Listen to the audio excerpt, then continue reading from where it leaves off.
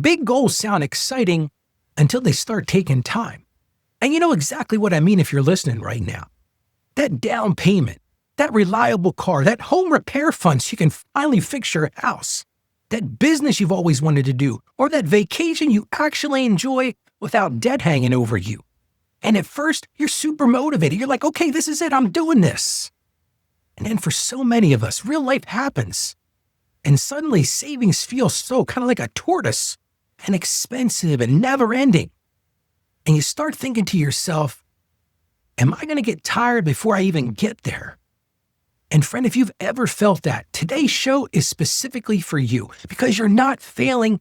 You're just stuck in the middle. And the middle is where most people quit. But you don't have to. And I'm going to walk you through this today. So here's the question you and I are answering today. How can you save for big goals without burning out? I'm going to help you build a plan that's steady, that's realistic, and gentle enough to last because, friend, you can reach big goals without crushing yourself to get there.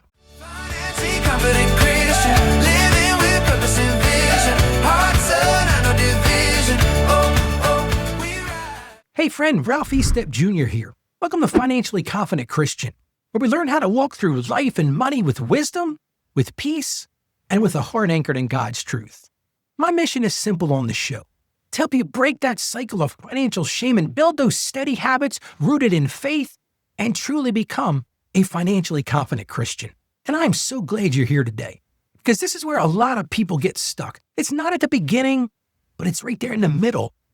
And if you're in the middle right now, I want you to hear this. You're not behind. You're not broken. You're just in the part that takes endurance. You're in the hard part. Yesterday, we talked about automating your savings and how you can take that willpower out of it and let a system do the heavy lifting. Today, we're talking about something different. And that's how do you stay steady when the goal is big and the timeline is long? Because big goals don't just test your budget. They test your patience. And friend, patience is hard, but you can learn it. Here's today's listener question. Ralph, I have a big goal in mind, and I really want to do it. Every time I start saving, I do it great for just a little while. And then I get tired or something happens, life happens, and I feel like I'm always starting over. How do I save for something big without quitting halfway? What a great question. And friend, if you've ever felt that, that's real. And if that's you right now, I'm not here to shame you. I'm here to remind you. You can do this. You just need a pace that loves you back. If you've ever felt that wave of, I can't get to this, I'm stuck in this middle, Ralph, you're not weak. You're just human. Because savings for big goals ask you to live with not yet. That's what we're really talking about here today. Not yet. Not yet in that kitchen remodel. You're tired of this kitchen. It's a disaster. Not yet in the new car. I'm tired of this used car. It's not dependable. I can't stand this thing. Not yet in that trip. And not yet in that business upgrade. And not yet for so many of us feels discouraging when you're doing all the right things and it still feels so far away. So today I want to help you pace yourself so you don't burn bright and then just burn out. Because friend, you don't have to sprint to make progress. Here's the truth. Burnout usually doesn't come from a big goal. Burnout comes from trying to reach it with an all or nothing plan. How many of us have those? It's the we're going to do this perfectly mindset. It's the no fun until we're done mindset. And that if we mess up once, we failed mindset. Friend, big goals are not built by intensity. I want you to hear this, and I want you to hear this loud and clear. They're built by consistency. Consistency needs a pace that you can actually live with. Not a pace that punishes you, a pace that actually supports you. I'm Ralph E. Stepp Jr. I'm an accountant, and I've seen people hit big goals from all kinds of income levels. And the difference usually isn't talent. It's pace. See, people who win long-term choose a plan they can repeat without resenting it, because that's what we're really talking about today. Are you resenting your goals? And I want that kind of plan for you, and I want you to start that today. Because I've watched this happen so many times. Someone starts saving for something big, and they go hard. Man, they're all in. It's kind of like the beginning of the year. Everybody jumps on the, I'm going to lose weight this year. And they do it hard for the first day and the second day. Hey, we get to the fifth or sixth day, and they're like, I can't do this anymore. So maybe that's you. You decided, I'm going to save so I'm not eating out anymore. that lasts for a week or two. Or I'm not going to do any extras. There's not going to be any breathing room in my budget. And for a few weeks, that's super powerful. But then a tough week hits. That problem at home or that problem at work or that bill that surprises you. Or maybe like so many of us, you just get tired. And that intense plan just starts to feel like punishment. It's like that restriction on a diet. And when savings feels like punishment, guess what? You quit. You're not going to do it. Not because you don't want the goal, but because you can't live under that pressure. That pressure is stifling. So friend, hear me. The goal isn't to save the fastest. The goal is to save the longest. And you can do longest. You just need a plan that's kind to you. So here's the deeper question underneath today. What if the way you reach a big goal isn't pushing harder, but pacing wiser? What if you don't need more intensity? What if you need more sustainability? And it starts when you name the goal and name your why. Because this is, before we talk numbers, let's talk meaning. What is the goal? What is the goal we're looking for? But bigger than that, why does it matter to you?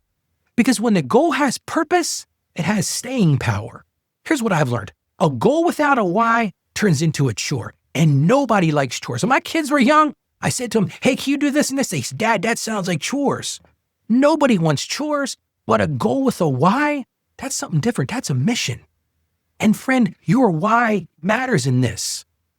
My tip is this. Break your goal into 3 milestones. One of the things that I've learned is easy to break things down because big goals feel heavy because they're too big to hold in your mind. I remember when I was a kid. My dad took me out in the backyard one day. He wanted me to move this big pile of firewood, and this thing was massive. Now, I was a kid at the time. I saw this huge pile of firewood. He said, son, we need to do something over here, so I need you to take this pile of firewood, and I need you to move it over to this side of the yard. And I looked at this thing, and I was like, this is massive. This is going to take me all day. So I thought to myself, you know what, Ralph? You just need to move a couple of sticks at a time.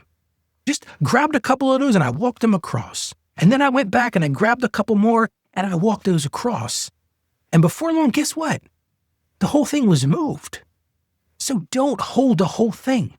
Break it down. Listen, if your goal is to save $3,000, set 3 milestones for yourself. Set a milestone for when you hit the first 1,000. And then when you hit that second 1,000, hey, now you've got to 2,000.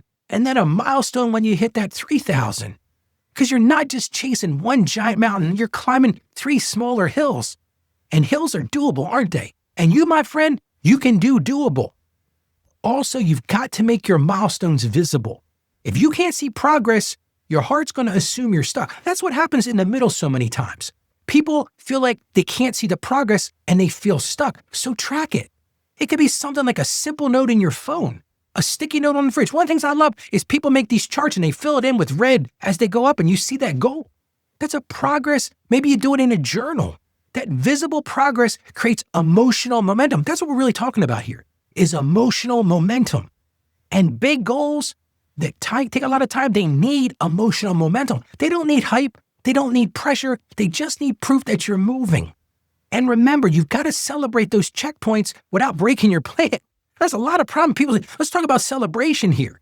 Celebration doesn't have to mean spending everything. I worked with somebody one time, they said, man, I wanted to save money, so I celebrated by going out to dinner. What did they end up doing? They blew everything they saved. But celebration means honoring the progress that you've made. Maybe for you, you make it a special coffee, maybe a special treat. Hey, maybe a date night with a set budget so you don't go and undo what you've worked so hard to do. Because if you never celebrate, the journey is going to feel endless. But when you mark the progress, your brain learns something. Your brain starts to say, hey, guess what? This is working. And friend, it is working every time you show up. But you've got to choose a pace you can repeat on your most tired week. This is the biggest one today. I really believe this is the most important part. Don't set your savings amount based on your most motivated day. And that's the problem. A lot of us do that. We think, oh, I can do this. I am super motivated today. But that's not real. That's not reality. Set it based on a realistic day, a tired day, a normal day, a stressful day, a busy day. See, because if the plan only works when life is calm, it's not going to survive your life because guess what, friends? Life isn't calm all the time. Choose a pace that still works when things get messy. And remember, you're not planning for perfect, you're planning for real. You've got to build that life happens flexibility into your plan. The truth is, some months you'll save more. Some months you're going to save less. That's not a failure. That's just life. If you've got a plan with zero flexibility, you're going to make yourself feel guilty all the time. And guilty is your excuse for quitting. So decide ahead of time. If I've had a hard month, we don't stop. We adjust. We start again tomorrow. And friend, listen to me. Adjusting is not quitting. Adjusting is using wisdom. See, what I've learned is slow and steady beats all or nothing. Friend, all or nothing sounds spiritual. It sounds like the right thing to do. I'm going all in, Ralph. All it does is produces shame. Because if you're all in and you slip just one time, you feel like you've ruined everything. But that slow and steady says, you know what? I'm learning this. I'm growing. Yes, I'm making mistakes. I'm stubbing my toe. I'm falling flat on my face. But guess what? I'm getting back up and I'm not quitting today. A little saved consistently will beat a lot saved occasionally every single time. And yes, you can be consistent. Not perfect, but consistent. Which leads us to today's Bible verse. It comes to us from Galatians chapter 6, verse 9. It says, let us not become weary in doing good, for at the proper time we will reap a harvest if we do not give up. And friend, that verse isn't just about money, but it absolutely applies to it today. Because savings is a form of doing good. It's choosing wisdom. It's choosing patience, and it's choosing peace in advance. And that harvest, it takes time.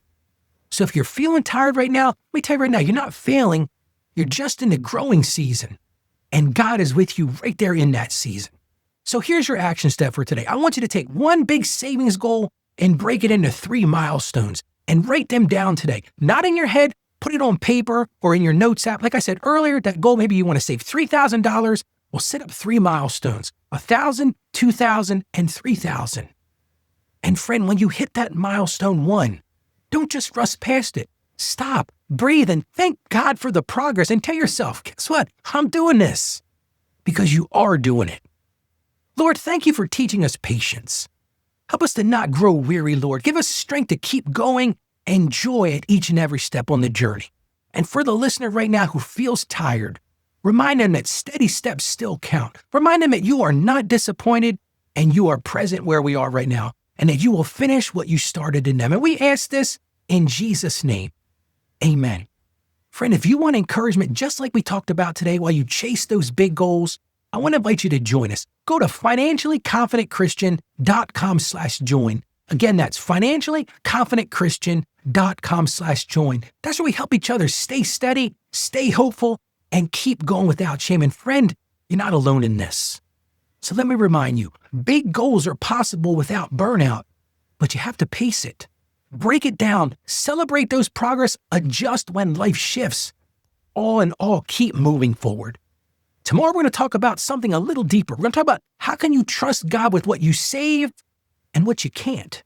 So today, if this show has encouraged you, if you know someone who's chasing a big goal right now, I encourage you to share the show with them.